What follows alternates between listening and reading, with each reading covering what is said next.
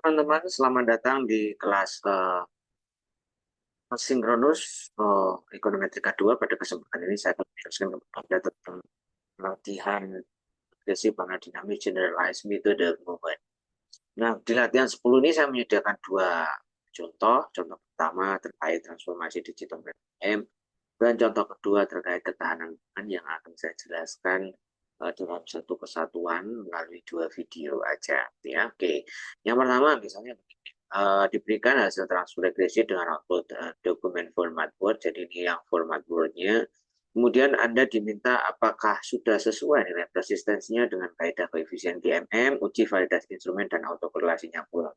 Oke, untuk soal nomor satu ya, soal nomor satu berarti ini saya tulis di sini latihan 10 ya, latihan 10 ya.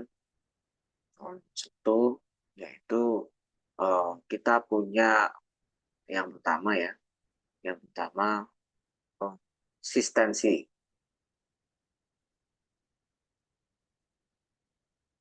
Konsistensinya GMM itu harus terletak di antara fixed effect dengan alpha PLS.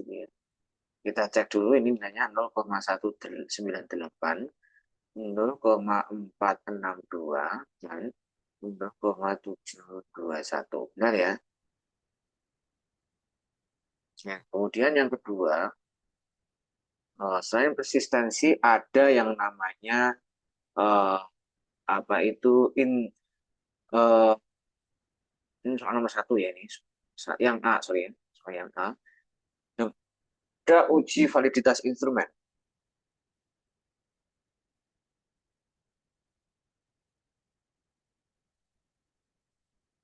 Ya, uji validitas instrumen berarti kaidah keputusan.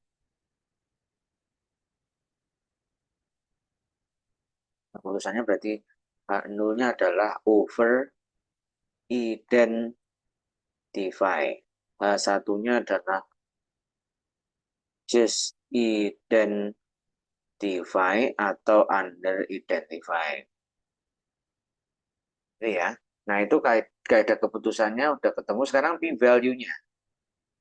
P-value daripada Sargan atau Hansen. Jadi saya sebut SH gini. Oke, nah berarti di sini p-value daripada mereka yang harus kita lakukan adalah lebih besar daripada VA. Kan itu. Maksudnya begitu. Kita cek dulu sekarang. P-value Sargan. P-value Sargan tidak lain adalah 0,294. Berarti artinya lebih besar dari 0,1. Dan p-value daripada Hansen itu adalah 0,374 atau lebih besar dari 0,1. Berarti ini kesimpulannya adalah 0 tidak ditolak.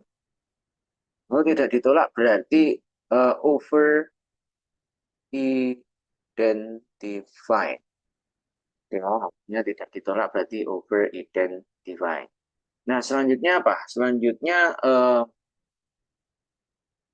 untuk uji berikutnya, uji apa itu yang ketiga? Autokorelasi.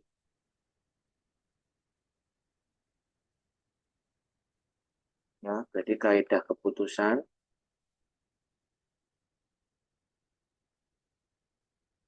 Berarti ini menurutnya adalah eh, tidak ada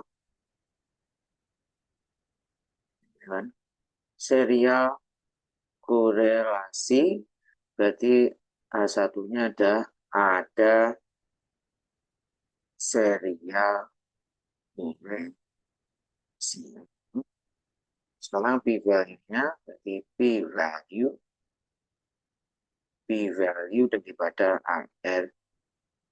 Oke ya. Jadi PAR2 itu seperti apa kan itu. Nah, nilainya kebetulan sama dengan 0,768. Berarti PAR2 itu lebih besar daripada alfa ya. Berarti di sini alfanya berapa? 1% toh alfanya. Sorry, 10% toh alfanya kan. Berarti 0,1. Nah, berarti di sini kesimpulannya harus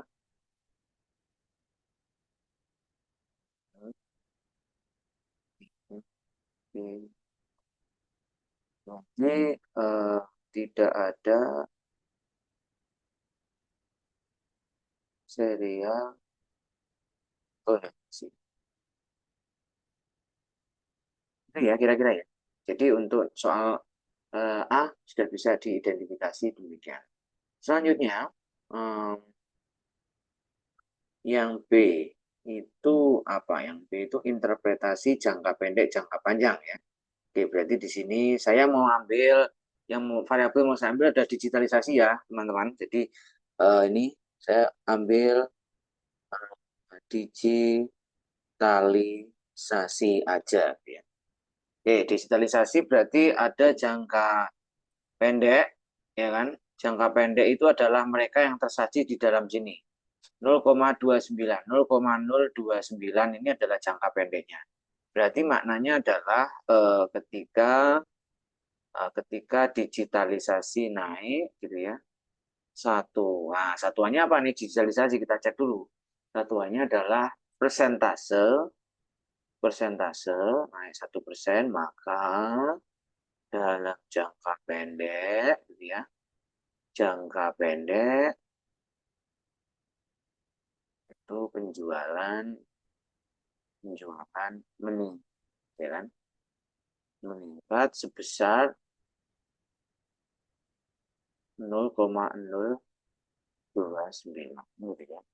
Dengan asumsi teris penipu. Seperti ini ya. Oke, sekarang yang jangka panjang. Jangka panjangnya berarti, nah ini kan ada persistensi nilai nih. Nilai apa aja nih? Ya, oke.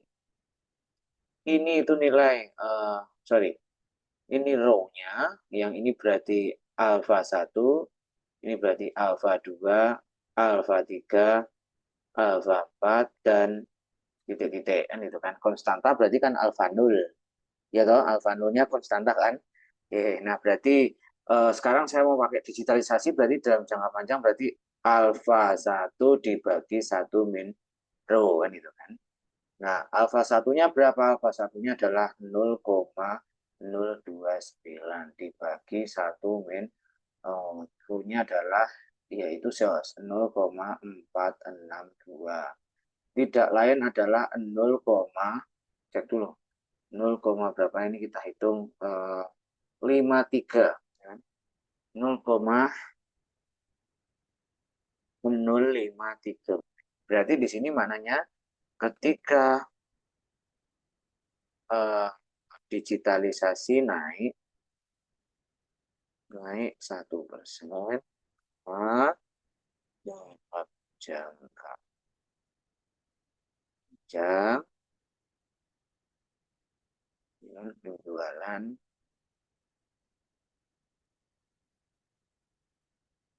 meningkat sebesar berapa itu 0,053 ya. Dengan asumsi ya kan teris paribus seperti itu ya kira-kira ya. Jelas. Oke, sekarang yang C. Jadi untuk jangka panjang caranya begitu. Jadi kalau saya misalnya pakai variabel apa? Pendidikan. Misalnya pendidikan berarti kan alfa 2 dibagi 1 min rho kan. Nah, kalau kredit berarti alfa 3 dibagi 1 min rho kan gitu. Gitu aja caranya kan. Nah, sekarang yang C. Menurut Anda yang di sini manakah yang masuk instrumen internal dan eksternal? Oke, internal dulu. Instrumen internal. Berarti lag itu sendiri. Oke, berarti tidak adalah sales T-1, betul ya? Sales T-1 itu internal. Nah, yang eksternal itu adalah variabel yang berpotensi dipengaruhi oleh variabel lain. Tapi peneliti tidak tahu, ya kan? Atau tidak memiliki datanya. Misalnya begitu. Nah, dengan sengaja peneliti tidak melakukan proses instrumentasi variabel. Misalnya apa? Misalnya kredit, katakan begitu. Kredit dipengaruhi oleh suku bunga, misalnya begitu, ya kan? Betul nggak? Nah, berarti istilahnya kredit. Karena kredit berpotensi dipengaruhi oleh suku bunga. Selain kredit apa? Ada variabel yang harus di drop, misalnya digitalisasi sama ini kan tumpang tindih. Ini dengan ini berarti ini drop.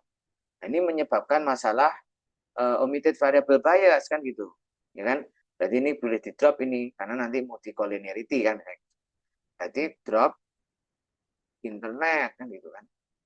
Karena tumpang tindih dengan digitalisasi. Jika Anda merubah digitalisasi berarti internetnya dipakai. Silakan interpretasinya begitu. Kita kira begitu ya untuk contoh soal 10.1. Nah, kita lanjutkan dengan contoh 10.2 selanjutnya. Terima kasih.